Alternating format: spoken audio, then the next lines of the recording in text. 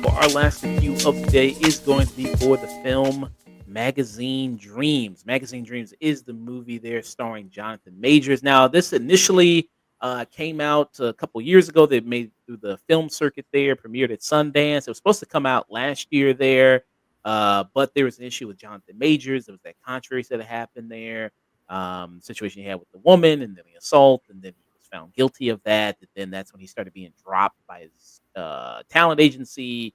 He got dropped by Disney. He was playing Kang. He's going to be the new big Marvel villain there of the next phase of Marvel movies.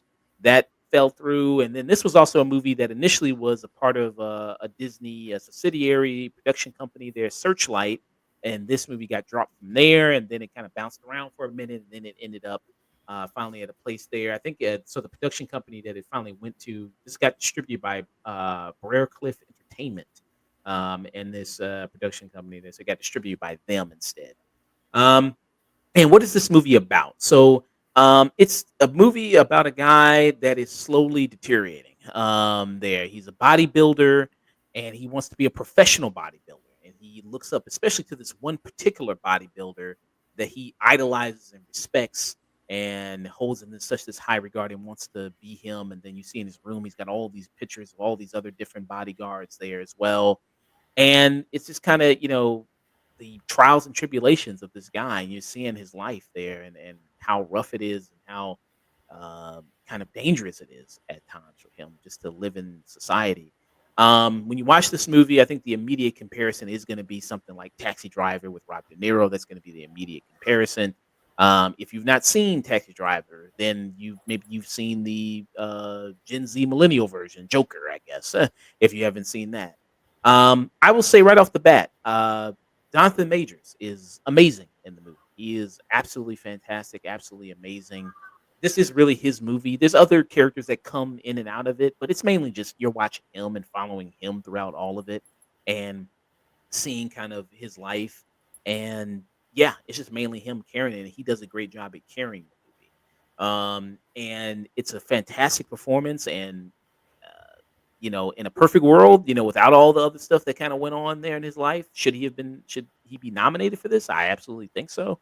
For Best Actor, it's one of the best leading performances by an actor I've seen so far this year.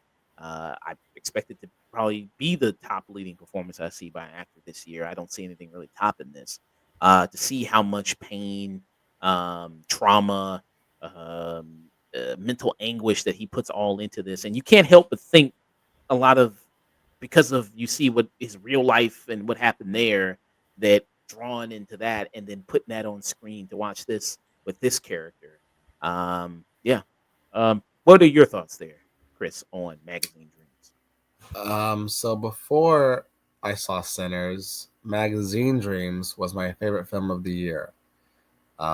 Despite the controversy surrounding it, which is going to bury it. Well, it did bury it.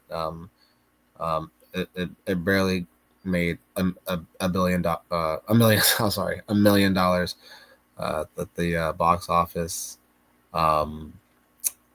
It's not getting nominated. I don't think it's gonna get any mention during award season. This is too much dirt on it. But I gave it 5 stars on Letterboxd. It is in the same vein as Taxi Driver, same vein as Joker. It's a character study. Jonathan Majors, Killian Maddox, his character, he's on screen 99.9% of the time. It is his story, and we, the audience, are just watching him and his mental state just unravel. He has a goal, and when it comes to this goal, he has tunnel vision. He can't see the damage he's causing to the people around him as he's just heading towards, being on the cover of a magazine for bodybuilding. He gets told, we get the information that at a previous competition, a judge said his deltoids are too small and his legs are too small, and that stuck with him. And now he's obsessed with getting his deltoids bigger, and he's obsessed with trying to add mass to his legs, but he's struggling. But it becomes his unhealthy obsession. Joker, there was a unhealthy obsession. Taxi Driver, there was an unhealthy obsession, and yeah, Jonathan Majors is fantastic in this role. It's just a little. It makes me wonder. Everything he was accused of, and then found guilty of, um, and then seeing what his character does in this movie, just the parallels to the the word of like aggression and rage, and then that audio that came out a few weeks ago, that was like the nail in the coffin. I'm like, yeah, like there's no talking around it, no arguing. Like, yeah, you did that. You aggressed her. Um, yeah, that's it. And So this article came out like a couple days before the movie came out, so it yeah, was like it was like, damn. I mean, just when you yeah, think like maybe he can start gaining traction again and kind of doing the comeback, it's like this comes out and he was like, "Yeah, I aggressed you," and it's like, "You choked me." He's like, "Well, you yeah, took that falls under the definition of aggressed." Yeah. yeah. Bro, Jesus Christ. Yeah. So hearing that and then seeing this film, I'm like, it's a great performance, but how much of yourself are you putting into the role? Like, how much of this is just you? That was kind of, I can't lie, that was kind of the thoughts I was having a little bit. But the performance here, as again, Killian Maddox, it's fantastic. From this to Last Black Man in San Francisco, and um, what's the Creed. Creed, the Western on Netflix. Oh, How do they fall? the harder they fall. How do they fall? Yeah, he's one of those actors he comes from theater and he doesn't phone in anything. Like I don't know if this is like wild to say. He's like, I know, like, he's Jonathan Majors, but like he reminds me of Adam Driver. He takes Mm. the craft very seriously, and he'll never phone in a performance. He'll take everything he does seriously, even if it's a cash grab, so he can do another indie project, or like if you're Adam Driver, you'll do a big Hollywood movie, get your millions, then go do some theater, in New York. That's what you want to do, because you are an artist. You're not there for the Hollywood glamour, Mm. And if you've seen if you've seen Darth Major's fashion sense, he's not about the glamour. This man dresses Dresses like like he's in Sinners. He dresses like he in like 1930s Mississippi. it's 1932. Like the hats, the shoes. He dresses like a 17th century poet. Like son, yeah. Uh,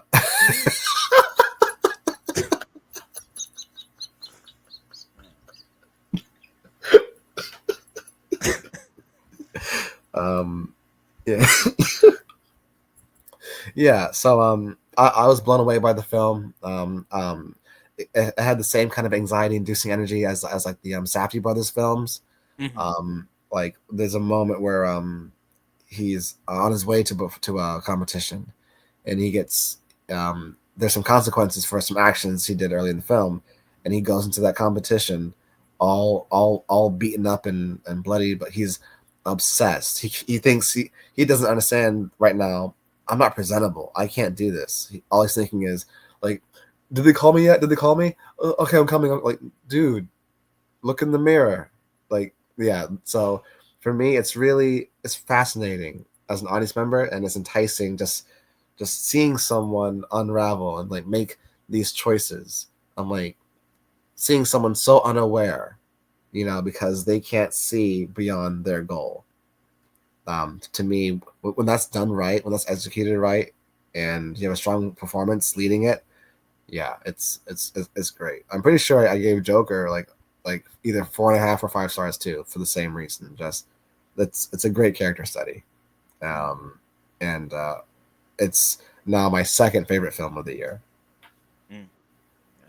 Now I wasn't too big on Joker myself because of just like, okay, this feels like lesser Taxi Driver.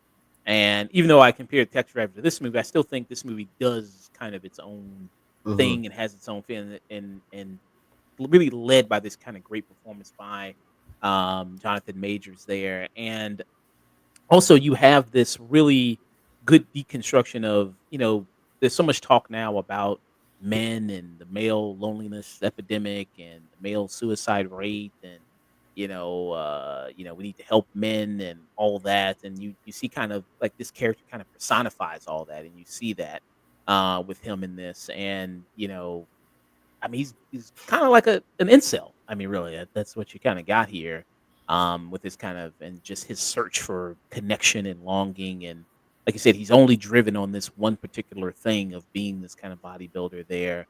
And it's just like, it's such an uncomfortable movie, and it's a movie I was looking at my watch at, not because I wasn't enjoying the movie. Sometimes I look at my watch and go like, "Oh man, when is this movie gonna be over?" I was looking at my watch with this movie like, "Man, I'm so uncomfortable right now. I want to get out of here." And then the way the movie kind of goes just further and further, like you just see his life just gets worse and worse and worse, um and it's just like, what's going to happen? And the movie, kind of teases like, is he going to do this? Is he going to do that? Is he going to? This is what is he going to do here? And it's just like, man, just at some point, I was kind of getting mad at the movie, man. Like, just do it already, man. Just do something, because I was like, just getting to that point, man. Like, Jesus, I was getting stressed out just watching this.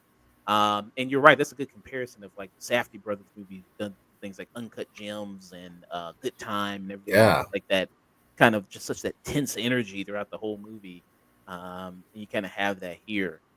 Yeah, I mean, this is a fantastic film. I mean, really watching it. I mean, it's a film that it's on those list of movies with me that I go like, great movie, never want to watch it again, Yeah. because I just this is like, I never even want to watch it again.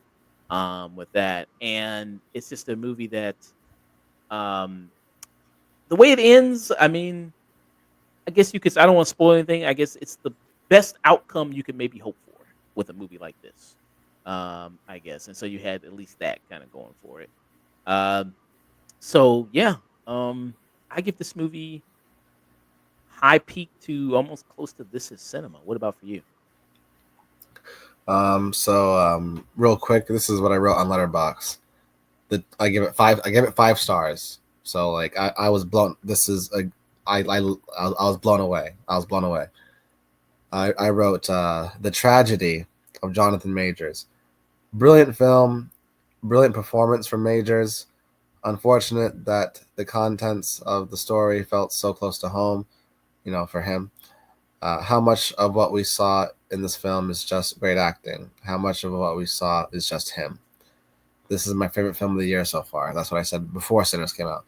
So yeah, um, yeah, just seeing the rage, I'm like, how much of that is Yeah. just him? Yeah. Um, but yeah. So you have this in cinema and then Peak. Yeah, yeah. Peak is Uh, below This Is Cinema. Yeah. okay. Hmm.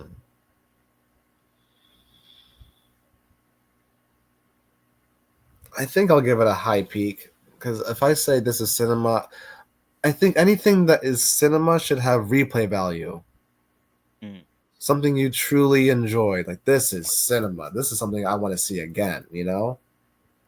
If that makes sense. And yeah, well, this is one of those films like Uncut Gems. I don't want to see Uncut Gems again.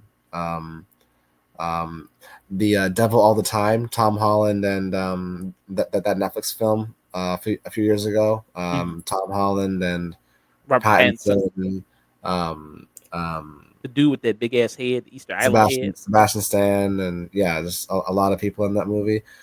Dark, really dark. But again, I watched it because I love the cast, and I never want to see that movie again. Yeah. So yeah, for sure. High Peak. Oh, Yeah. I'll give it a high peak.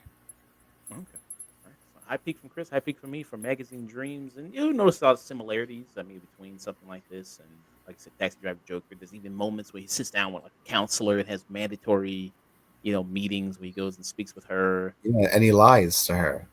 Yeah. Yeah. Yeah, yeah. And she's very great in the movie. That actress, she's a veteran actress. Harriet Sanson Harris there. Mm. Veteran actress. You've probably seen her in a bunch of stuff there. I'm looking at her filmography. She was in Licorice Pizza. She was in that film there. If you remember. So yeah, so those are great moments there with her and that. So yeah, yeah. It's just like you said. I mean, can't just get over the fact like, yeah, how much is this is like him drawn from, his real life and kind of bringing it into this. It's like, yeah. This movie's directed by Elijah Bynum Mm. there, and I think this is his. I want to say this is his directorial debut. I want to say with this. Oh no, he directed another movie called Hot Summer Nights, which came out in 2017. Mm. It was with Timothy Chalamet. So, Yeah. yeah. So I'm looking forward to see what this guy does next. Hopefully, it can be a new big burgeoning black director there. We need more of those guys. More Ryan Coogler's, more Jordan Peele's out there, more Barry Jenkins out there. So More Ava DuVernay's, more Nia DaCosta's. yeah, Uh, more Lee Daniels. yeah. No, not him. More F. Gary Gray's. Yeah. Um, more more Spike Lee's. running out of black directors. He like trying to reach back into the catalog, like trying to reach far back. More Tyler Perry's. Yeah. Maybe not. Maybe not. No. We don't need more. We don't need more of him. Oh man, but yeah. So I look forward to see what he does next. Maybe he's gonna hit the indie movie to big budget movie pipeline. He's gonna get called from Disney. He's gonna get a call from somebody to do a superhero movie or something like that. Maybe. Right. Blade. Maybe they're on their like 10th, 50th director. So maybe give him a call and like, hey man, we need you. They're gonna ask. They saw Sinners. They're like, Ryan, can you do Blade? Like no, Yeah. no. Wouldn't he be offered to do like before it blew up? Like, wouldn't he be offered to do like one of the Kang movies? Like, wasn't he being offered that, or was it just the guy from Shang-Chi? I think he was rumored to be doing one of the Avengers movies because he was just successful. Mm. Yeah, I I think. don't Yeah, know how true that is, but yeah. So, magazine dreams, people. Watch it at your own risk. There. yeah. It's It's dark. It's dark. it is pretty dark. It is pretty bleak. Yeah, it is pretty bleak there. Yeah. Do you think the movie's magazine? Do you think it's positive for just for men to see it, masculinity wise? Do you think it's Um, mm, Masculinity wise. yeah? Because I know a lot of people raving about that show, Adolescence, and they want to show it to young kids and like school and everything like that. About that. I mean, this is when you wouldn't probably show this to little kids, but No, no. maybe college age. Yeah, yeah, for sure. Definitely. To athletes, Mm, because he is taking performance enhancers, and that definitely adds to his psyche unraveling and his brain kind of frying and just becoming less and less of a decent and in control human being. Like that scene in the third act near the end of the film at the diner. Yeah, I was like, yo, this man's unraveling. yeah. And that actress who played the one who worked at the store, Haley Bennett was the actress. Jessie, there. Oh, I remember her. She was in Magnificent Seven. Oh, she was in that movie. She was that. Is that the actress who he went on a date with and like scared her off? Yeah, Yeah, again, great scene, but like so I'm in the theater so uncomfortable because it was uncomfortable. Like yeah. yeah, his obsession, again with the deltoids and his legs, and then she didn't know there was a Brad. bodybuilder. Yeah, There was a bodybuilder who he really admired and like respected and wanted to he idolized, and because she didn't know who he was, he was like, what, you don't know. I'm like, not everyone is in your world, dude. Not everyone has but he doesn't like the things that he doesn't like. It's it's a over simplification to say socially awkward. You know, it's clearly there's layers to it. You know, and those layers, you know, Yeah. I mean, peel when you off as the film progresses. Yeah, I mean, when you learn about his backstory and what happened to him as a kid, and then, I mean, it's a whole host of like mental issues on top of mental issues Yeah, that's kind of going on here. And, like you just see her like kind of just squirming there. I mean, you see that yeah, kind of happen. So it's like that's really great there. Performance by her, and just that. I mean, after this scene, she's not she's not in the movie anymore. no, There. yeah, So yeah, so that's just this scene was really great too. Yeah, and yeah. just I He, mean his he, strict regiment too of like eating maintaining all the calories and all that other things. protein, calories, yeah. You know, like the amount he has to eat because of how much he works out, and like he wants like plain chicken, just grill it, don't season it, just yeah. And then like when the waitress says, "Hey, your friend she had to go," he's like, "Oh yeah, I know. Yeah, yeah, she told me that. Yeah, that's fine." I'm like, dude, that kind of stuff is even that's like uncomfortable to watch. I'm like, yeah, he's right there. Yeah, Yeah, and then he kind of binge eats. He orders like a hell like a lot more food. yeah, that's Yeah, like kind of his coping mechanism. Is sense yeah, like binge eating. Like you see him eat like burgers and onion rings and ice cream and cake and pie, yeah. and he just sits there just eating and eating and eating. And it's like, geez. Even though earlier in the film someone offers him soda, he goes, that makes you fat. No, like soda that makes you fat. I drink Yeah. water. He's very again, yeah. It's like there's layers to it. Mhm. Yeah. So yeah, fantastic movie. I recommend people checking it out Yeah. there. With that. All right.